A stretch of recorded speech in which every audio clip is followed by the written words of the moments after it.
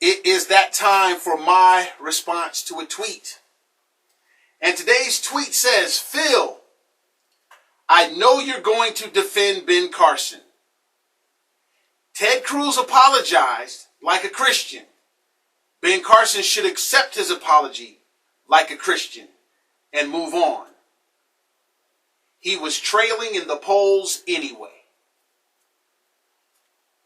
Phil, I know you're going to defend Ben Carson. Ted Cruz apologized like a Christian.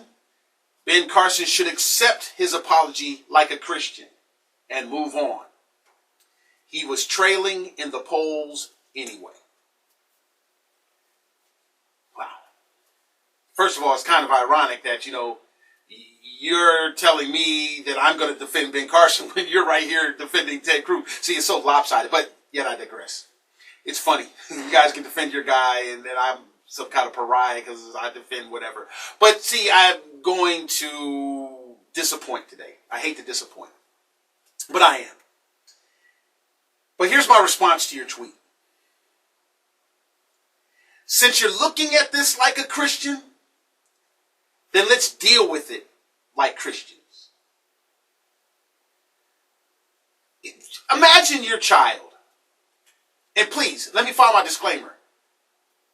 I am not defending Ben Carson.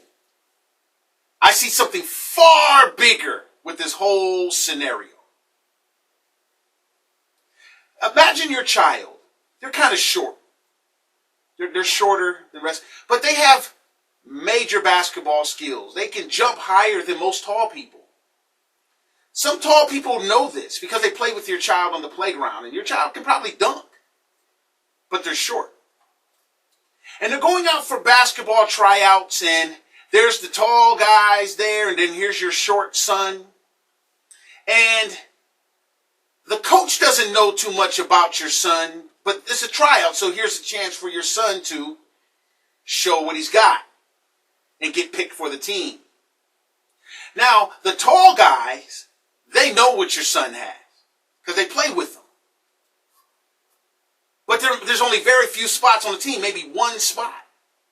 The tall guy has his supporters, and the short guy has his supporters. The coach is there, he's watching, he's got some people looking, this and that in the first. And so now, they have to do a test to mark who can jump and how high they can jump. The tall guy, of course, has the advantage because he's tall. And from appearances, it looks like your son has the disadvantage. If they asked everybody in the school who should be the person on the basketball team, most likely your son is going to poll pretty low. He's going to get low votes. Why? Because he's short. But people that know and see his jumping things, they're going to say, oh man, your son should be on the team. But his numbers might be lower than the tall guy. Because everybody's going to immediately say, oh, the tall guy, he should be on the team. So, of course, his number's going to pull higher. And then they go do this jump test, and the tall guy goes and jumps, bow. Gets his mark. Expected, he's tall. But now your son, he gets his turn. The tall people already kind of fear your son already because they know. But the coach doesn't know. There are people that know, but the coach doesn't know. The guy who's going to pick him for the team doesn't know. And then your son goes to run and jump, and then somebody sneaks and trips him. And throws him off balance to where his mark is not as high as he can jump. And the coach marks down that mark. And your son saying, no, coach, let me get another chance. I got tripped. But the vote is already done. The tall guy wins. They sabotage the short guy. Your son. Your son comes home and shares what's going on. The decision has already been made. And then the tall guy comes to your son and says, or your son is making the accusation, man, your friends tripped me. And the tall guy says, man, I apologize for what my friends did, man. That wasn't right, man. I apologize for that.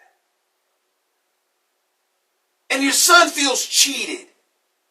He comes home and says, Mom, this friend's tripped me.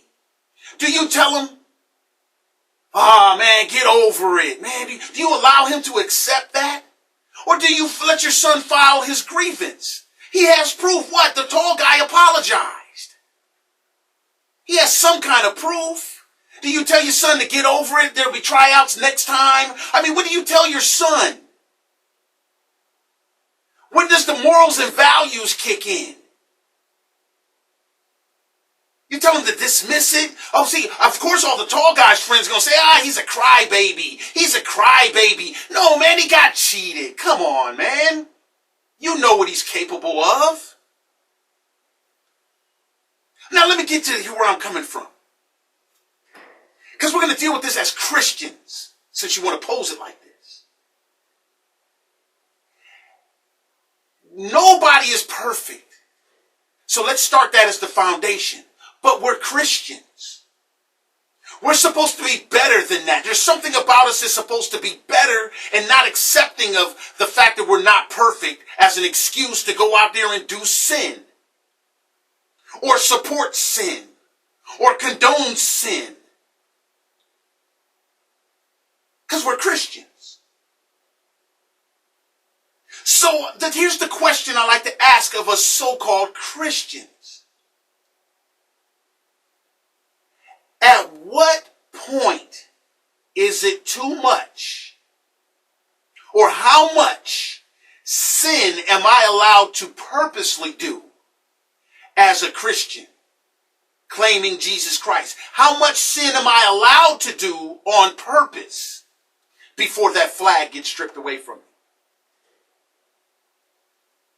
Yes, I can say God will never strip it. Once a Christian, always a Christian. But God also knows my heart. And there is a passage in the Bible where the guy thought he was doing right, but God said, no, you won't even let him into heaven. Won't even let him in. I cast out demons in your name. Listen, he said, I do not know you, you worker of iniquity. Part from me. So how much sin are we allowed to do on purpose or support on purpose before we're not allowed to really have that Christian flag?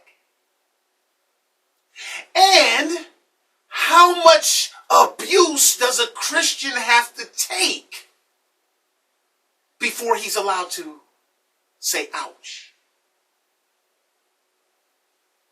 Ask for some relief. How much does a Christian have to take? And then when he says, ouch, does he deserve to lose his Christian flag? See, what this situation has shown, here's the bigger picture. I never get caught up on what's happening, but what's happening is real. And there's something bigger going on. America has given up on Jesus. And we're asking the ones who haven't given up on Jesus, we're asking them to give up on Jesus. There's a section of America that's just given up. They've accepted a God. They've accepted some kind of God, but they've given up on Jesus. They're turning men into gods because of their money. The men think that they're gods because of their money, their stuff. The people that they have under their thumb, they really think they're like gods. And there's people out there praising them like gods. There's people out there that's saying, give up on your God and accept our God. But Jesus is what's being marginalized out of America. And we're asking us to give up Jesus. There should be some level to which we say Jesus' principles should overtake any of our manly ambitions. Basically, what's right is right and what's wrong is wrong. We can't use the excuse that somebody else started the wrong, so it's okay to push the wrong. Somebody else started the wrong, so it's okay to capitalize on the wrong. It's not okay as Christians to say, well, you should not have started what it took to start the wrong. You should have kept your mouth shut to CNN, and then nobody would have had nothing to run off of for us, our guys, to push. I'm not going to I'm not going to say anything to my guys because my guys push the news story. See, as Christians, we're supposed to be higher than these worldly type arguments. We should not be so quick to suborn sin. We should not be so quick to excuse away a wrong. And we definitely shouldn't fall into the trap of the means justify the ends. Because God's creation is the one who pays for it. At the hands of people who's supposed to nourish and love God's creation. Not manipulate it. There are certain things that Christians should not be so quick to want to say. And so many places that we shouldn't be quick to want to play in. As Christians, as men, we can do whatever we want and we can ask God to help us or not even ask God at all. But as Christians, this is the mantle